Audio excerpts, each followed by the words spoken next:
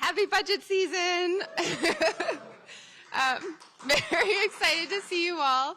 Thank you so much to the council for hosting us in this lovely room.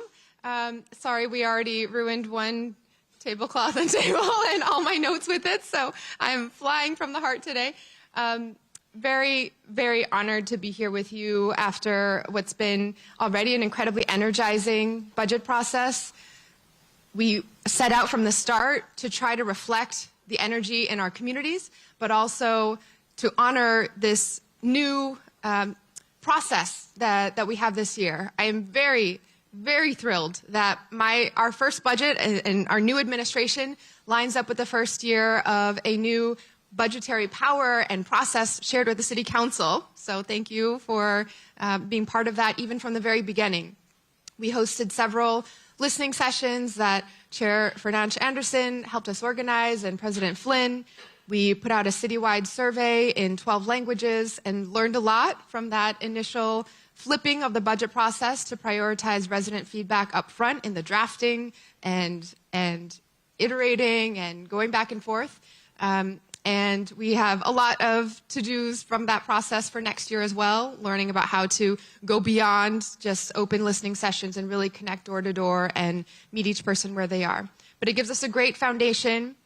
Overall, this budget is an unprecedented investment because we have an unprecedented moment to connect all the resources together.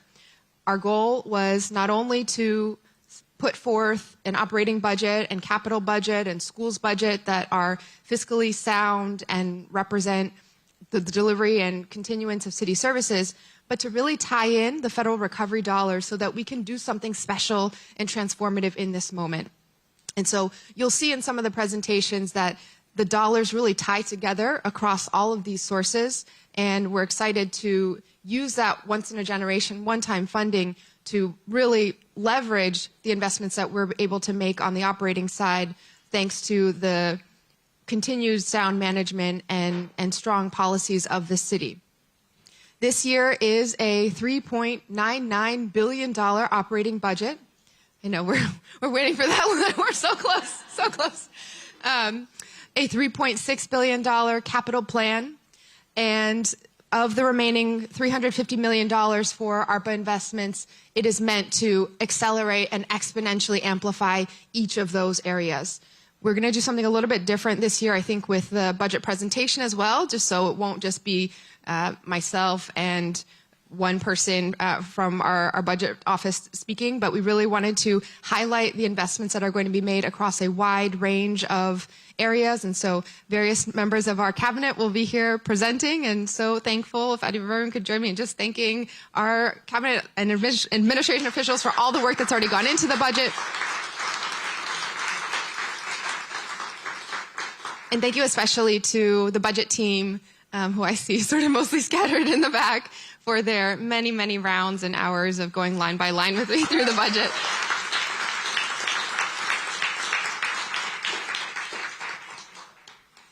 So at this moment, we are handing over, in some ways, opening ringing the starting bell for our robust process with the City Council. The document that we're recommending is one that sets a foundation for our future, connects our communities, and works to deliver on the details of city services across each and every one of our neighborhoods. It's meant to be both transformational, aspirational, but also solidly grounded in the day-to-day realities and needs of our residents, following through, meeting everyone where they are. I'm especially excited for the leadership of Council President Flynn, who I'll hand it over to in a little bit, of Chair Fernandes Anderson, who's already helped us rethink the possibilities of this budget and what should go in it, and opening up the scope for how we should imagine and invest. We're talking about an arts corridor in Roxbury, talking about bringing together tech and economic opportunity to close our racial wealth gap. I'm also grateful to Chair Bach, who will be leading the ARPA and federal recovery dollar conversations through her chairwomanship of that committee, ensuring that it's all tied together as well and has a lasting impact. So thank you so much to everyone. This has really already been a process that's been incredibly inspiring, connecting with residents all across our city, and look forward to keeping that energy up as we go through and really make sure that we're making good on this moment and this window of opportunity that we have together. Thank you so much, and I'll pass it over to Council President Flynn.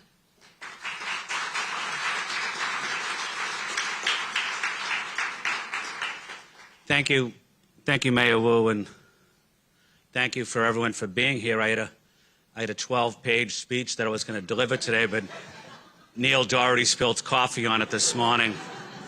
So, again, just want to say thank you to the mayor's team, but the mayor's budget team as well, for your professional work that you've been doing for many months now, presenting this budget. I also want to thank the city councilors that have been instrumental in working closely with the mayor's budget team, especially our chair, Tanya Fernandez Anderson, who's doing an outstanding job bringing the councilors together. So we're proud of the leadership of Tanya, but also of Councilor Bach as well. So we have a strong team here on the council, along with our city council central staff that's playing a tremendous role as well. So I want to thank all of my city councilors that continue to work closely with us, continue to work closely with the mayor and the budget team. You know, what we want is Boston to be successful, and it will be successful when we all work together. So we have great respect for the budget process. It's going to be a respectful process where we work together. We might disagree, but it's going to be respectful and some good dialogue going back and forth. But having said that, I just want to say thank you to Mayor Wu for bringing us together and for working closely with the budget, with the city council team, but including us. You've been a very good partner, asking us our opinion, asking us our thoughts on different aspects of the budget. So it's been collaborative working closely with you and your team. So I just want to say thank you to Mayor Wu, to Tanya and to Kenzie, but all my colleagues as well. Thank you very much.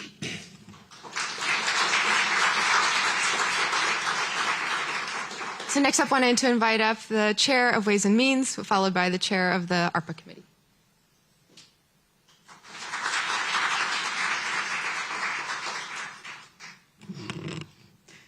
Good morning, everyone. I usually like to say Assalamu alaikum just to set the tone. Assalamu alaikum. Thank you. I thought about, just coming this morning and saying, so, Ways and Means, it's on and popping. And then I said, no, don't say that. Say that. I think that it's interesting how group dynamics form itself if you just allow people the courtesy or the grace to be patient with people's development. So you come into politics and you probably second guess yourself on the campaign about 1,000 times. And then you get to a building that is bureaucratic as hell. And then you meet people that mean well, mostly emotional, crazy, brilliant people. That includes me. And you then form relationships. And politics becomes this thing that we feel has to be divisive in order for it to work, that we imagine is going to be a battlefield. My husband said, well, you got to become a lion if you're going to get into the lion's den. So I beg to differ today. I think that we can get together and work this budget out. It's not going to please everyone. It's not going to address our concerns. It's not going to be equitable at all. The reason why I say that, it's because equity means that I got to catch up to my counterparts. We can't do that overnight. We certainly can't do that within 1 year or 5. we have a long way to go. But I certainly appreciate our mayor for the efforts to initiate this process. And I hope that you'll go along this journey with me when I say it's on and popping in the chamber, that you understand that it's not personal, that we as human beings are all interconnected, and that we have a responsibility that's so grave, it's so important to so many people. We talk about this stuff when we're campaigning. We talk about the single mother crying. We talk about people dying. We talk about COVID recovery.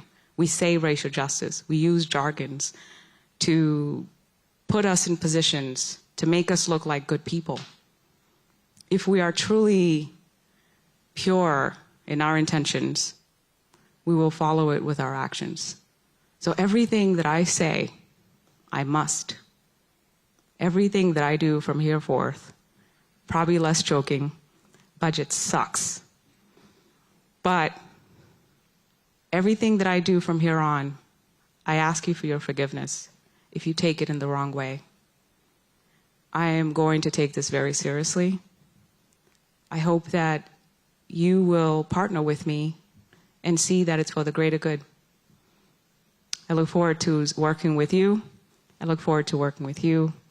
I thank you so much for your hard work, for going through this past very difficult, not 4 months, like 8 months, whatever it's been for you. I thank you for your grace and for putting on your suit and looking yourself in the mirror and dusting yourself off and coming back in here. I'm a woman too, and I share those sentiments. And I'm sorry you've had to go through that. With that being said, it's on and popping, y'all. Time to work. Thank you so much.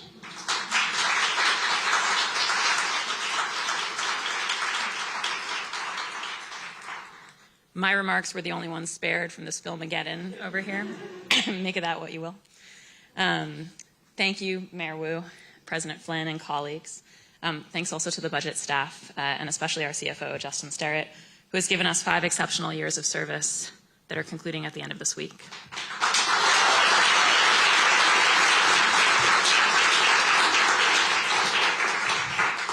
I also want to say, and I know that they're not in the room, but they are watching at home, thanks to the many local residents whose advocacy I know has shaped this budget before it was even introduced, and especially to GBIO and MAHA, 2 communities where I personally learned to advocate and organize for their strong voice on the need to prioritize housing solutions with our COVID recovery funds.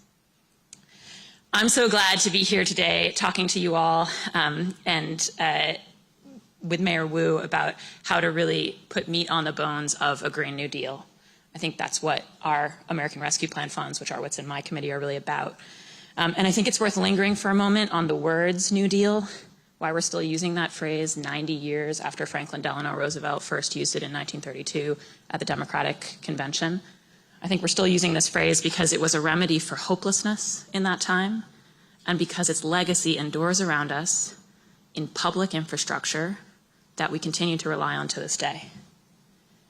It's probably worth noting, and humbling ourselves by noting, that what FDR had was not a pile of federal money. The original New Deal was built on debt and willing labor and necessity. It was a recognition that there are no small solutions to enormous problems. Technocrats beware, those of us entranced by nudges and tweaks, there are no small solutions to enormous problems. We look at the looming climate crisis, the housing affordability crisis in the city, and the deep racial and economic inequality in our country, and we may feel that our problems are even greater than FDR's. But we have affluence that New Deal America could not have dreamt of, which means we have no excuse not to harness those ample resources for the same degree of transformation today. So, in that spirit, there are 5 criteria that my City Council COVID-19 Recovery Committee is going to be looking at as we consider how to commit our American Rescue Plan funds and work with Mayor Wu to build a Green New Deal for Boston. 1, urgent. Does it address an urgent need? We have so many urgent needs, chief among them housing, public health, the climate crisis, childcare. I'm really encouraged to see so many of these as real targets of the mayor's plan, especially housing, which is why I ran for public office. And I know we'll hear more about that in a bit. Number 2, systemic. Does it participate in a systemic solution? These funds cannot in themselves be a systemic solution. That's important to state. They are one-time funds. But they can serve as a down payment on a systemic approach. Number 3, enduring. What is left after the money is spent? Number 4, public. Does it build up the public good and the public's role in safeguarding that good? And number 5, good jobs. Will it create or support high-quality jobs that Bostonians can access? Those, to my mind, are the 5 criteria: urgent, systemic, enduring, public, and good jobs. Perhaps not every item will check all 5 boxes, but the things that we fund with this money need to hit most of these criteria, as I know many of the recommendations included in the mayor's proposal today do. And collectively, the whole proposal has to qualify on all 5 fronts. Because if we use these funds in ways that are urgent, systemic, enduring, public-oriented, and bring about good jobs, then we can hope that our New Deal leaves a permanent mark like the last one. In another 90 years, may the people of the future look back at us in this moment, breakfast and all, and take inspiration from a time that hope resided at City Hall. Inspiration from the local level Green New Deal that we launched today. Thank you.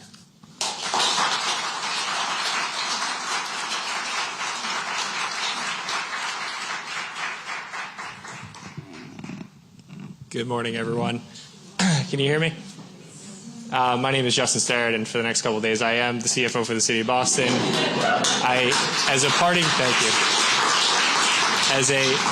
As a parting gift, we've decided not to bore you with my typical 3-hour presentation with pie charts and all that fun stuff that I know you guys are going to regret missing out on. But we have a very exciting budget that we are presenting here today on behalf of Mayor Wu, who frankly from the outset and in our first meeting with her 6 months ago at this point really challenged us to think about the budget differently and how we approach the budget, which really sort of set us on this new path of both sort of diversifying and democratizing both the decision-making process internally, bringing cabinet chiefs together, bringing department heads together, bringing folks from all across City Hall to try to help inform these decisions as part of the outset of the process, which is different than we've normally done in the past where it's been a very top-down or sort of centralized process. So really excited about that.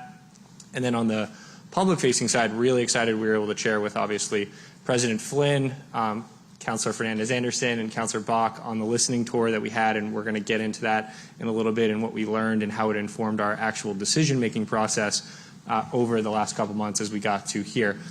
So today I'm really going to turn it over to the cabinet chiefs, going to turn it over to Jim Williamson from Director of the Office of Budget Management to really get into the details, but I'm just here to say thank you. Thank you to obviously starting with the mayor, obviously starting with the cabinet who were really involved in this decision-making process, your staffs. While the budget is a sort of A&F financial document at the end of the day, it's your departments, it's your services, it's your programs that are really the things that you're doing every day with all that funding and all those different resources. So really excited and really thankful for that. I obviously have to thank the budget team, many of whom, as the mayor mentioned, are in the back, but specifically Jim Williamson, Jack Hanlon, Gabby Hermanos, Johanna Bernstein, Ellen Hatch, Alex Lawrence, both of whom are taking my place when I leave. So the city is in great hands, and I'm excited for their leadership as we go forward. And the analysts. The analysts at the end of the day are sort of the foot soldiers, and they're the experts, and they're the absolute people to go to. Whenever I have a question, still to this day, I'll call up whatever analyst because they're the ones who know both the departments and the issues better than most. And I'm really excited to see where this goes from here. Really excited to see this budget process play out. I'm really inspired, and I think that when we thought about this process this year under the mayor's guidance, she really didn't really emphasize the money as much. It was what were the impacts? What are we getting for these services? What are we actually going to impact in people's lives? And I think as I turn it over to the cabinet today, you're going to see and you're going to hear about numbers, but you're going to hopefully see and hear a lot more about what this is going to mean for people and residents in their day-to-day lives. So I'll stop there. I'm going to turn it over to Jim Williamson, Director of the Office of Budget Management, who's going to walk through the slides today. Thanks.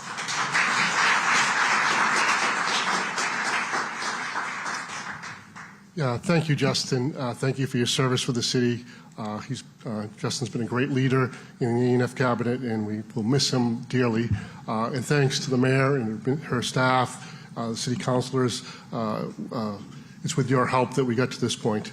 But before I start, I want to echo the sentiments of Justin and the mayor and thank the incredibly dedicated staff at OBM and at A&F. These staffs work collaboratively with everybody in this room and listen closely to voices of residents and been working tirelessly for months, nights, weekends, holidays, to create this very thoughtful budget plan. So again, thank you guys.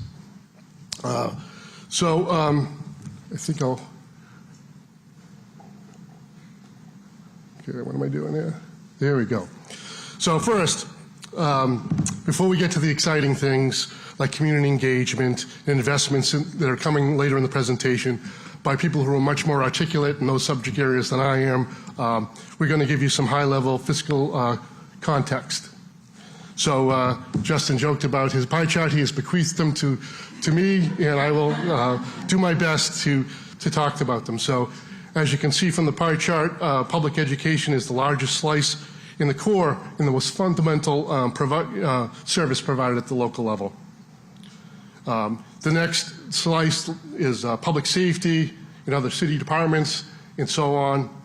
But a couple takeaways from the slide are things to note. So you can see that collective bargaining slice, the CB reserve, 2%. That's something that we will continue to work with the council over the, as we settle union contracts to provide fair wages to our employees.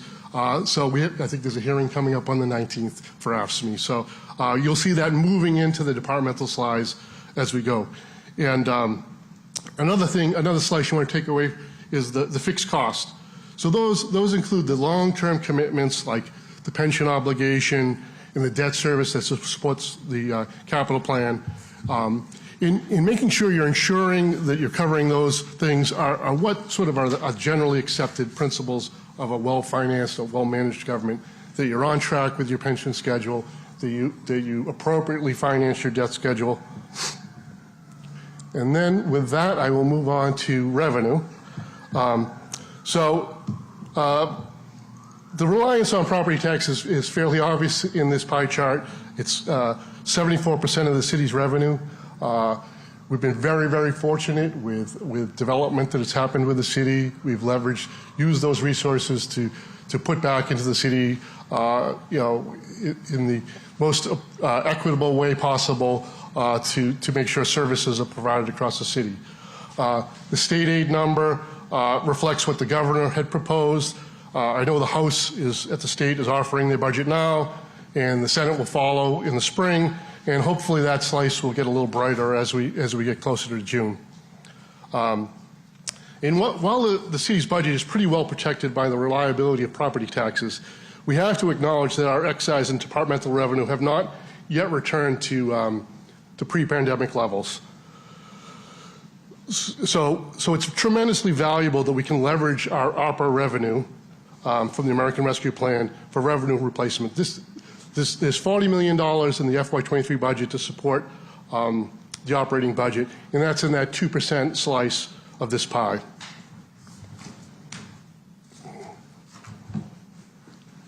So this is a slide familiar to the councilors in the room, and I probably will not do it as much justice as Casey Brock Wilson, who has sort of been the driving force behind corralling a lot of the American Rescue Plan projects. But as you can see from the pie, $209 million of it has been designated or appropriated. The items approved include things like the $81 million in the emergency relief packages and the more recent approvals of the Fair Fee Pilot and the Small Business Fund. So the remaining $350 million is now coming to you with this, package of transformational, once-in-a-generation set of investments. Okay, so this is a Venn diagram displayed here, and the budget, the 23 budget takes an all-funds approach to budgeting. As we know, from our listening sessions and previous engagements with residents, they're really not focused on the funding source. They just want to see the services, feel the impact, see the change, and that's what they deserve. This all funds approach seeks to accomplish that.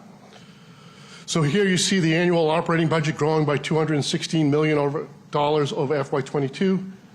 And the investments as part of this growth and in the capital and in the American Rescue Plan sets the foundation for the future. It helps connect communities and delivers those important services that we see in all of our neighborhoods. The 5-year, $3.6 billion capital plan is growing by $358 million. And the one-time $350 million ARPA plan will be executed over the next 3 years. And with that, I will turn it over to the Chief of Community Engagement, Chief Mallour.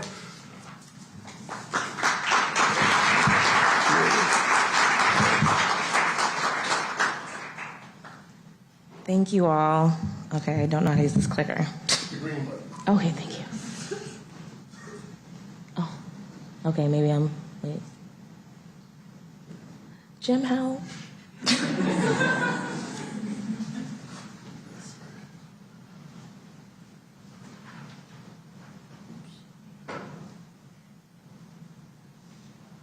We all have a technical difficulty. There we go. Okay. Hello, everyone. Brianna Mallour, Chief of Community Engagement, and I'm really excited to kick off the chief conversations about the budget because community engagement is at the foundation of this budget. Thank you for having me today. Thank you to the council. Thank you to Mayor Wu. Thank you to the other chiefs. And it's so surreal to be here right now because at one point I was on the other side. So I also want to say thank you to the council staff that helps the council. So shout out to them. Back in February, the Office of Budget Management, Office of Neighborhood Services, and the City Council announced a very robust community engagement process where we started with what the people wanted to see with their city dollars. The sessions were crafted with the lens of accessibility through language and varying levels of abilities as well. The goals of the new process is to empower residents to vocalize what they need and what they want to see with their city dollars, and to promote transparency in processes, because it's possible to have that, and also to empower residents to be a part of decision making. It is crucial that we solicit feedback at the very beginning of these processes as we want to make the impact on neighborhoods in our different communities. In this budget, you will see investments in 3-on-1, and I know every single councilor loves 3-on-1. And we'll see investment in direct neighborhood services. Let me click to the next slide. It is crucial that we begin with this process as we go forward with different budgets as well. But this definitely lays the foundation of how we address budget cycles going forward. I also wanted to say that you will see investment into our workforce as well through this budget.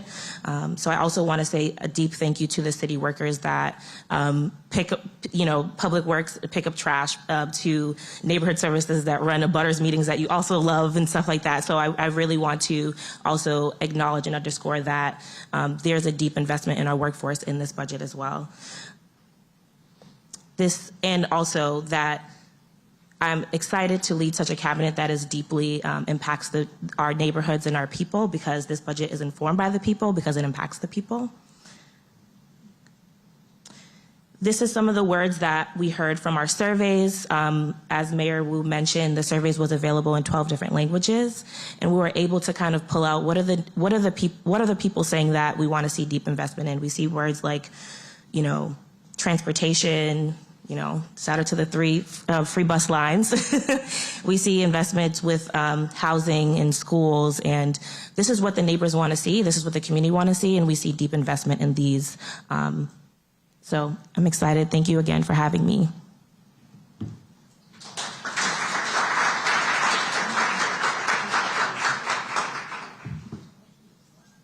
So, I'll just continue. At this point, we're going to turn it over to our brilliant chiefs who are going to walk through each of the different aspects of this year's budget.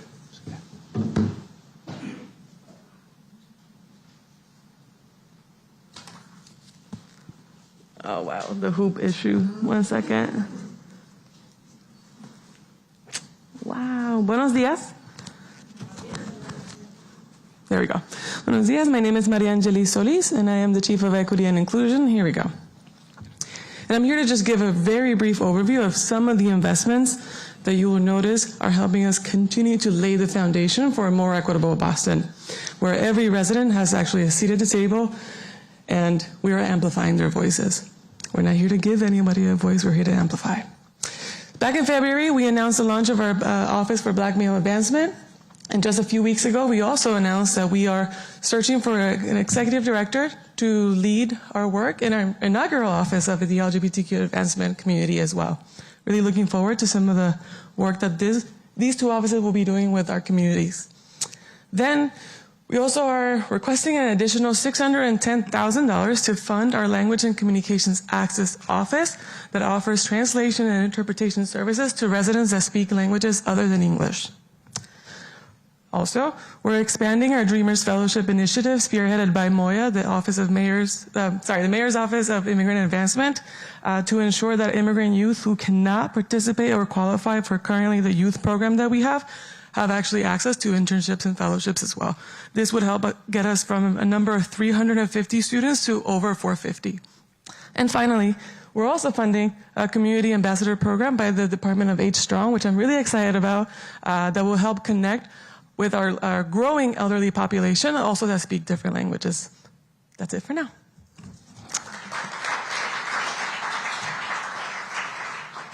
What's next? Green. Sheila, sorry. It's not as obvious.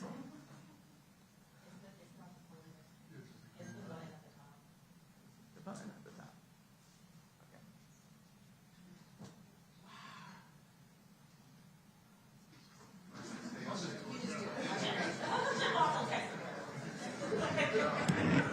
Good morning, everybody. It's great to be here, especially with the emphasis on housing this morning. So if I could just quickly give a thumbnail sketch. So leveraging significant ARPA funding, the city will invest $380 million. $380 million to support transformative housing investments. In my history at the city, and probably in all of City Hall's history, there has never been this kind of investment in righting our housing issues. So I have never been so excited about a budget before. To Councillor Bach's comments, and I was scribbling fast and furious because there's going to be a test. But these investments are not going to solve all of our housing issues, even with that kind of investment.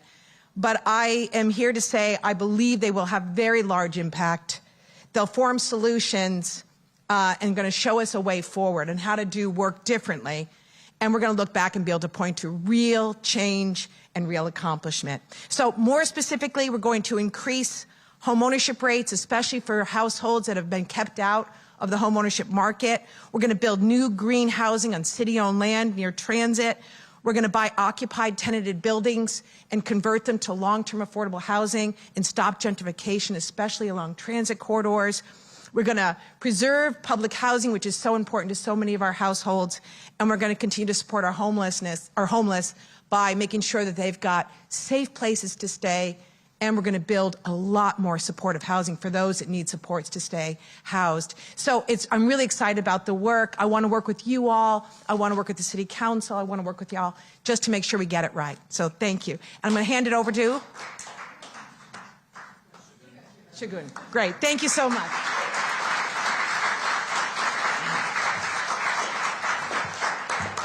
Happy Wednesday, everybody. Happy Wednesday. Well, happy budget day. So I brought these flowers up to this plant with me. This is, so not only are we all celebrating the budget breakfast, but many people in the downtown area today are celebrating the release of this budget as well. So today is also Boston Blooms Day, where we are officially reopening the downtown area to the whole city, tourists, residents, workers, and everyone gets a free plant. So this is from Flora Explorer. I think she couldn't add the word "the" for copyright infringement. But anyway, we invite all of you to go down to the downtown area and to Downtown Crossing, get a free plant, some Dunkins, and support small businesses, which is what I get to talk about today. So I was told I have 1 minute, and I'm going to ignore Jessica staring at me.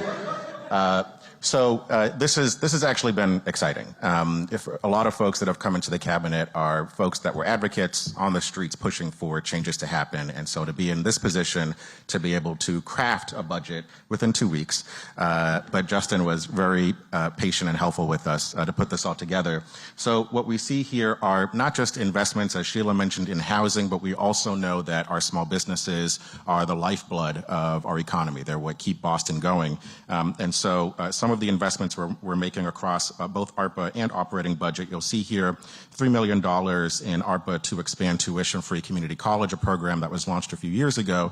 But this investment is going to help expand this program to cover about 1,000 folks to get the certifications needed, et cetera. But all of this is tied together, workforce and business development. So this $19 million in ARPA investments to promote minority-owned businesses, legacy businesses, things like the commercial rent rebate program. As all of you know, as counselors engaging with small businesses, one of the biggest hurdles for small businesses is rent, particularly smaller businesses, and even more particular for BIPOC and women-owned businesses. And so this program that we're developing right now, and we'll hope to get feedback from the council on what we put together, is going to help get business owners to high-traffic commercial areas, so downtown, Seaport, other places, and it's a pilot program, so it's something we want to expand. But as we've heard on the 7 business walks that we've been on, which I appreciate those of you that have joined us and many more to come, we've engaged about 70 different business owners so far, and what we've heard is that they enjoy the neighborhoods they're in, and they also want to have a presence where there's a lot of folks right now. So anyway, and then the $5 million in our, so Main Streets, like they are what keep our neighborhoods going and thriving and supporting our small businesses. And for a long time, they were underinvested in, and the system and process were a little janky. And so we're working, sorry, using colloquial terms, this is supposed to be official. But there is significant investment. This $5 million is going to help ensure that we're paying Main Streets directors properly. Right now, they are totally underpaid to afford to live in this city. So raising the amount that we're able to pay our Main Streets directors, but also raising or increasing the amount of money we're giving to them to hold events in the area, to beautify the area. There's never been a budget for Main Streets to beautify the area. They've had to rely on being in the capital budget, so this is going to be a direct investment into them to do that, et cetera. Anyway, I'm over my minute by another minute. But the last thing I'll mention is the Legacy Business Program, which is going to be really exciting. It's a program that started in San Francisco when the market crashed 10 years ago, and it's something that we're going to adopt here, where we are highlighting and amplifying those businesses that have been around for more than 10 years. This is a program I wish was around to support the Nubian Notion and other businesses that we've seen close as a result of the pandemic. And so it's going to help, there's going to be all the celebratory stuff, oh, you've been here for 10 or more years, but also this money is an initial investment, and we'll work with the council on this, for grant funding directly for these businesses to keep them around. And one of the other programs that we'll hope to match this with in the future, outside of the investments we're making here, is ownership. We want our folks to own the city that they live, breathe, work, and play in. So anyway, thank you all very much. And I don't know who's up next, but oh, yes.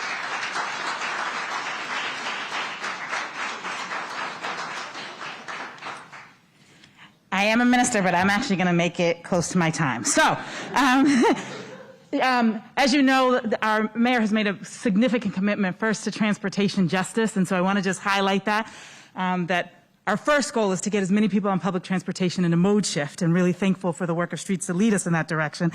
But we also need to electrify those things that we cannot shift to public transportation. And so you'll see 2 pieces in this about our strategy to get to full electrification. First, school buses, really getting to the point where we can get our entire fleet electrified, and we have the possibility to do up to 20 buses in this next cycle, and so we're leaning in on that.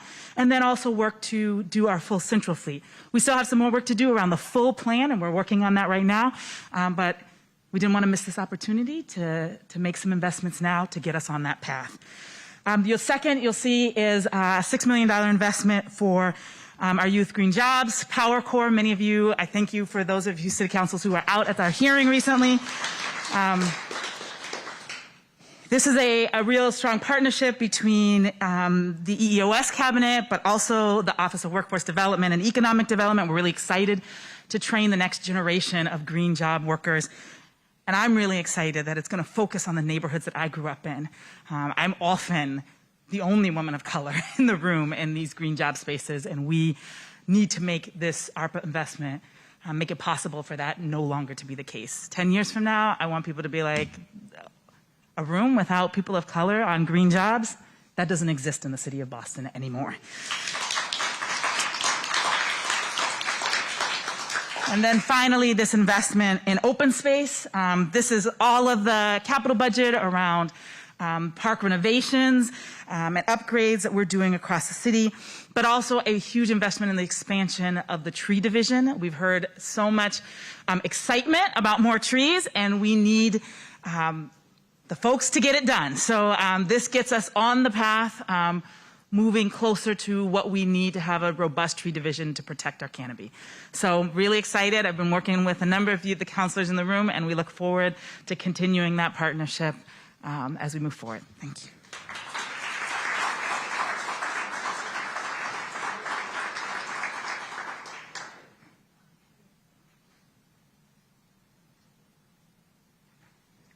Okay, good morning, everyone. Happy to be here. I'm particularly happy because I'm not talking about COVID-19. I'm usually always asked to talk about COVID-19. I opened up the email. It didn't say COVID-19. I had to check with my staff to make sure that was correct. So I'm here to talk a little bit about something I'm very proud to announce. The mayor, the city, is investing in behavioral and mental health. And these are unmet needs across the city. This is a pervasive challenge. And to be honest with you, it's about time. Okay, so I'm extremely excited to make this announcement this morning. So what we're going to do is we're going to work across city departments. We're working on a new behavioral and mental health initiative. This will be based at the Boston Public Health Commission, and that makes sense because mental health is health, and this is what we should be focused in on, and we should center this within our public health system. I think that this particular investment ticks all the boxes that Councillor Bach mentioned, because what we're going to do first and foremost is develop a workforce. We want a pipeline. We want diverse people who are doing this work, because these are issues that touch every community. So that's sort of our first initiative.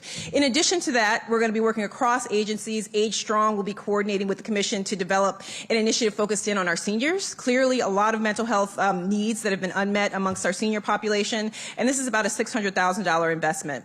BPS will also be expanding guidance counseling and social emotional supports for students. We know that our children are struggling right now in this sort of recovery period. And then finally, we know that mental health crises have not always been handled in the appropriate way. So EMS has been working very closely with the BEST team, the BMC Emergency Services team, as well as other folks to really develop appropriate responses to mental health crises amongst our communities. So this is transformative, and I'm just extremely proud to kick this off, and I hope to be working with many of you all on these responses in the coming days. Thank you.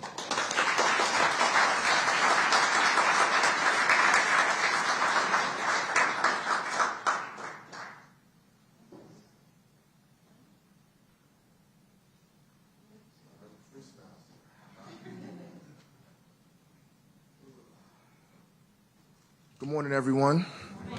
Rufus J. Falk, Director of Public Safety, currently serving as a Senior Policy Advisor to the Mayor. It's an honor to be here.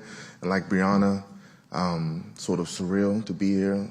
Kid from Roxbury, I never thought I would be here at this time and at this place. So thank you for having me. Councilors, I'm looking forward to working with you all. So I will start with just giving some brief remarks around how we view public safety and how the city of Boston is going to sort of expand what public safety means. Oftentimes we think of public safety merely as simply police officers and fire department, but what I want us to challenge is to see public safety as everything we talked about today. It's housing, it's food justice, it's how we view ourselves in this space at this time.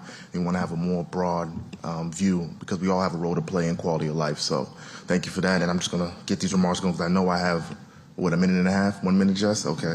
So again, Boston is rethinking how we provide appropriate emergency responses. It is vital to make sure that every response is appropriate to the situation.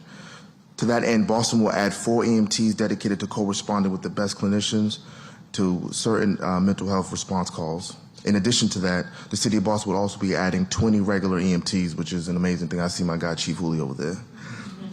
And also want to highlight OPAT, the work that OPAT will be doing to focus on mediation as a way to resolve those disputes. So I see my girl Steph over there as well. So congratulations for OPAT, Steph. The city will also look to fund its first cadet class in the fire department and expand the police cadet class by 50%, which is an amazing thing. That'll be an opportunity for us to increase the diverse pipeline of young people going into these public safety careers. Again, we want our folks within our city to recognize that they have a place in those spaces. So this is a pipeline for that. Also, probably one of the things I'm most happy about and proud about is that the Office of Returning Citizens will receive support for more additional caseworkers and employment specialists to ensure that all Bostonians are receiving the services necessary when they return to society. So this oftentimes forgotten population will receive the supports and staffing and resources that they need to ensure that we're assisting in their transition. So that is an amazing piece. And I actually have 2 slides, so I got one more slide. Can you go to the next slide, please? Oh no, I guess I don't have 2 slides. All right, I guess I don't. Well, again, that'll be my time. Appreciate you all. Thank you, Mayor. And I'll pass it to Chief Irish.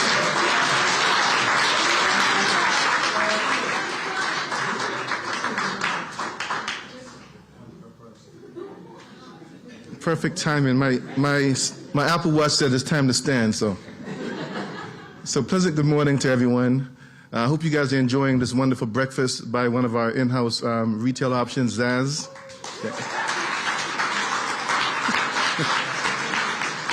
And I understand that every Wednesday before the council meeting, there's a breakfast like this. So don't be surprised if you see me in the future.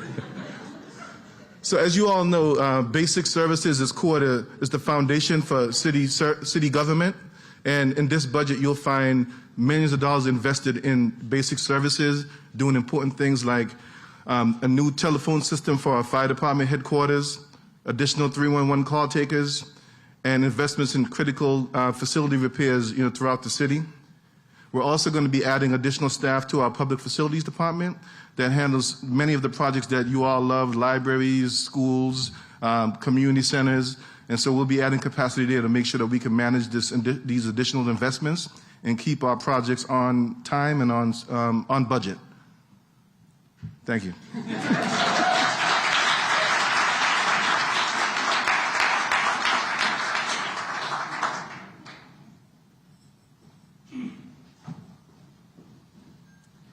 Good morning.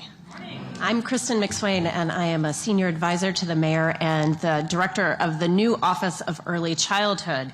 And since I'm on day 8, I still take direction. So I'll be 1 minute. Boston continues to lay the foundation for the future by investing in our youngest residents and their families. And FY23 provides a slate of brand new investments to address the needs of all Boston's children.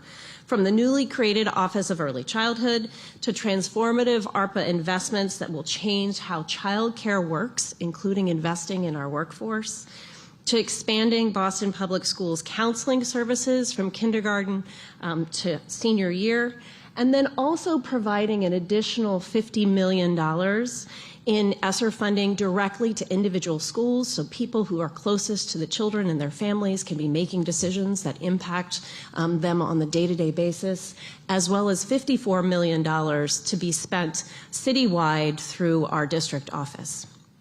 Thank you.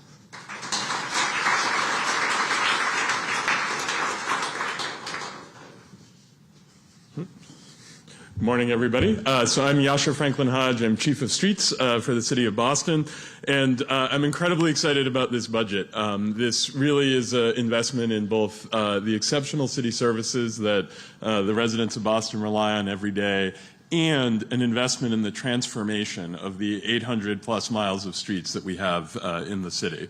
And this budget investment includes both capital dollars to help us change and maintain the assets that we have, as well as the engineering and the planning positions that we need to do it. We have an opportunity to make Boston the best city in the country for transit, walking, and biking. And there's a lot of reasons why we want to do this. And, none, I think, more pressing and urgent than the climate crisis that we're facing and the need to make really fundamental shifts in how we get around. But as much as we can talk about this and look at this through a policy lens, I also think it's really important to look at this through an experiential lens. When we think about the kind of transformation we want to see, this should be a city where parents don't think twice about letting their kid ride their bike to school, knowing that they're going to be safe doing so. This is a city where elders should be able to walk to the drugstore or the grocery store in their neighborhood and not have to worry what's going to happen when they cross the street. And it's a city where people who are riding the bus should know that the experience is going to be convenient, comfortable, and dignified when they go out and get on that bus line. So, in the years ahead, I think we've got a lot of work to do, and it's fundamentally centered around rethinking our over-reliance on private cars and making sure that this is a city with streets that work for everyone, no matter how they choose to get around. There's going to be a lot of conversations ahead with the community on how we do this block by block, neighborhood by neighborhood, and I'm looking forward to the council joining in those conversations and supporting this work. But just really excited and grateful for a budget that lays this incredibly important foundation. So thank you.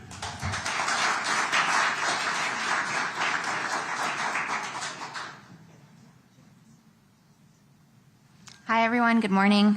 Cara Elliott Ortega, Chief of Arts and Culture. I'm so excited to be here with you today. And I think I'm the last one, so saving arts and culture best for last, in my opinion. Everyone knows, I think, that the arts were particularly hard hit by the COVID-19 pandemic. And this year, Boston is providing a much-needed infusion and focus on this community. And I'm so excited to share that this includes $20 million of ARPA funding for neighborhood placemaking, downtown activation, and a focus on grants and contracts for BIPOC and immigrant cultural anchors. And knowing that cultural anchors might be cultural facilities, they might be big nonprofit organizations, but they're also the artist or the organizer who's making opportunities available on their block in their community. Public art investments will also tell the stories of our neighborhoods, including a $1 million signature project in Chinatown that highlights the history of immigrant workers. Additional city staff will support all of these programs with a focus on preserving and creating affordable spaces to make and share creative work, and that includes making the plaza accessible to our local arts community, which we're so excited about. So I'm just thrilled to be here to share this with you all, and I'm really excited to see these transformational investments happen now to secure Boston's cultural future. Thank you.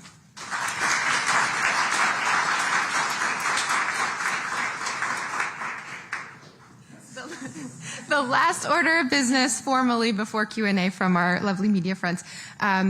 This is the third to last day for our incredible Chief of Administration and Finance, someone who's held many hats in his years at the city, has kept us going strong through very difficult financial times, has maintained our AAA bond rating 8 years in a row, and we are I'm very upset that he's choosing this moment to leave, but we are so thankful and grateful to Justin for all his leadership. So I wanted to invite council colleagues up. We could present this officially to Justin.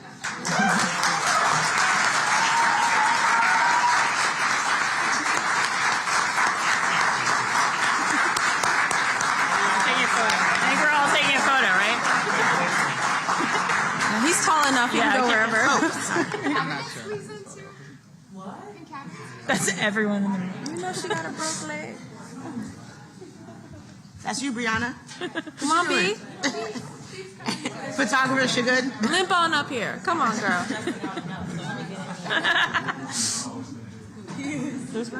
The whole room's up here. Oh, right. You don't need to get blocked. Got the whole room, Michelle. Sure, no one's behind you.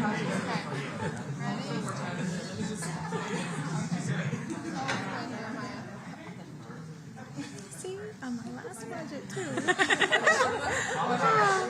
Great remarks. Thanks. Thank you, everyone. Congratulations. Thank you, Justin, for your service. Ease my exit. Wonderful. Thank you.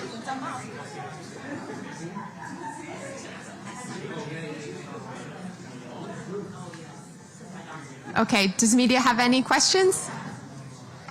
No pressure at all. We're good? Great. Thank you, everyone.